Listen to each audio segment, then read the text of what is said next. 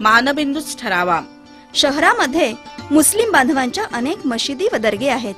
दर्ग्यातून विविध जाती धर्माचे लोक नवस फेडण्यास येताना दिसतात. ख्रिस्ती बांधवांच्या कॅथलिक व प्रोटेस्टंट या दोन्ही पंथांची उत्तम बांधणीची चर्चेस येथे आहे. कॅथलिकांचे saint John the Baptist church ठाण्यातील महत्वाचे ठिकाण आहे.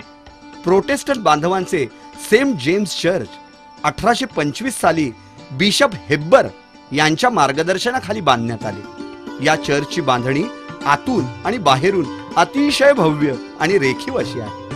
पारशी समुदाय ठाण्यात किमान 300 वर्षापासून आहे.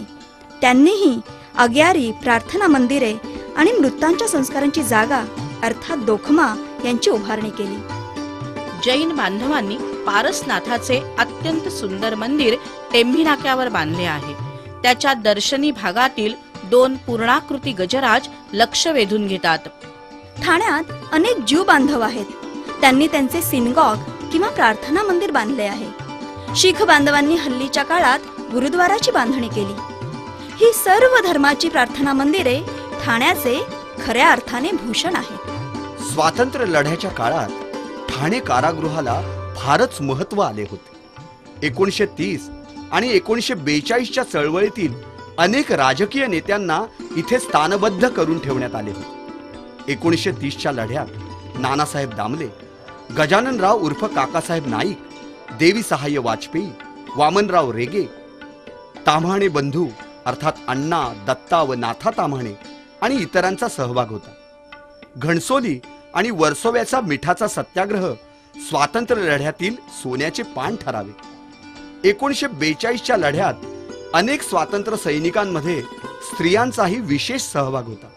यशोदाबाई कोतवाल, यमुताई साने, कुमुद गुप्ते, प्रमिला उकिडवे, सरला ताम्हाणे, कावेरीताई पाटील या महिलांना इथे स्थानबद्ध करून ठेवण्यात आले होते.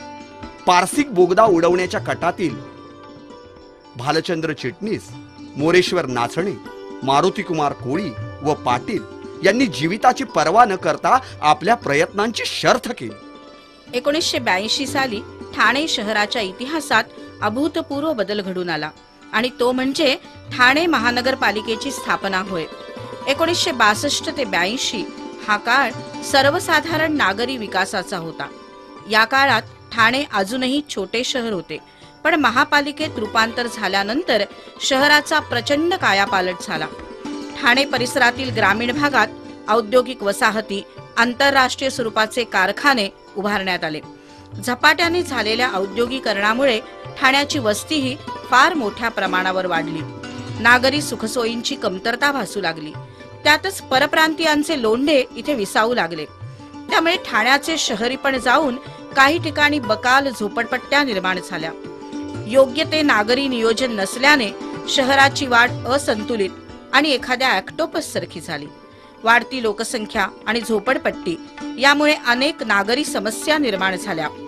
मात्र या सगळ्यात आशेचा किरण म्हणजे ठाणे महानगरपालिका स्थापन झाल्यापासून अनेक महापौर, नगरसेवक, आयुक्त व नागरिकांनी ठाण्याच्या उत्कर्षात भाग घेऊन विकासाचा भक्कम पाया रचला आहे. आजचे ठाणे हे महानगर तर आहेच, पण त्याबरोबरच कला, शिक्षण व साहित्याचे माहेरघरही आहे. गडकरी रंगायतन, दादोजी कोंडदेव क्रीडा प्रेक्षागृह, कला दालने, वाचनालये, ग्रंथालये व शिक्षण संस्था यांनी ठाणे समृद्ध झाले आहे. ठाण्यातील प्राच्य अभ्यास केंद्र ही भारतीय संस्कृती व इतिहासाचे संशोधन करणारी प्रसिद्ध संस्था आहे. इथे अनेक संदर्भ ग्रंथ, दस्तऐवज व दुर्मिळ पोथ्या आहेत.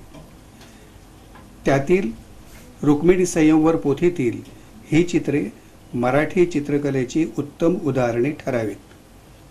अनेक साहित्यिक, कलाकार, चित्रकार, नाट्यकर्मी व शिल्पकार, संगीतकार यांनी ठाण्याला सांस्कृतिक संपन्नता आणली आहे.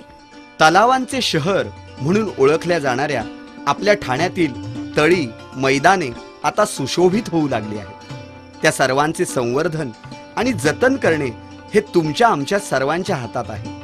ठाण्याची प्रतिमा सुंदर ठाणे, स्वच्छ ठाणे, हरित ठाणे अशी उज्ज्वल करणे आपल्या सर्वांच्या हातात आहे आणि ते तसे ठेवण्यासाठी आपण सारेजण कटिबद्ध राहूया.